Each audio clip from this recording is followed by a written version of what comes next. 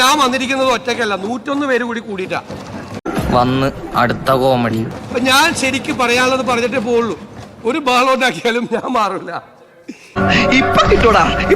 സാറേ, പ്രകടന പത്രികയിലുള്ള കാര്യം തുടങ്ങുമ്പോഴാണോ അവതരിപ്പിക്കുന്നത്, പോകുന്ന പോക്കിനാണോ അവതരിപ്പിക്കുന്നത്?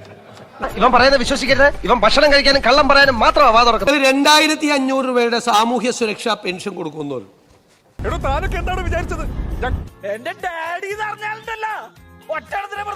അത് പറഞ്ഞിട്ടാണ് വോട്ട് ചെയ്തി അധികാരത്തിൽ വന്നത്.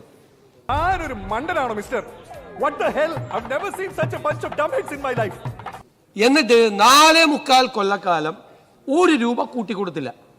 ഇവനൊന്നും ജീവിച്ചിരുന്നിട്ട് ഇനി യാതൊരു കാര്യമില്ല. പഞ്ചായത്ത് ഇലക്ഷന്റെ തൊട്ട് മുമ്പ് ഒരു 400 രൂപ കൂട്ടി 2000 ആക്കി.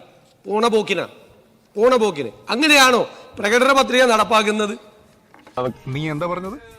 പോണതൊന്നും നടക്കില്ല. ഇല്ല ഇല്ല ഇല്ല. ഇനി എത്ര മീറ്ററുണ്ട്? ഞങ്ങൾ ആദ്യത്തെ മാസത്തിൽ സ്ത്രീകളുടെ സൗജന്യ യാത്ര ഞങ്ങൾ നടപ്പിലാക്കി. വിക്രമൻ ചേട്ടാ, യു ആർ ഗ്രേറ്റ്. നീ വെറും വേസ്റ്റ്. അങ്ങനെ പറയാം.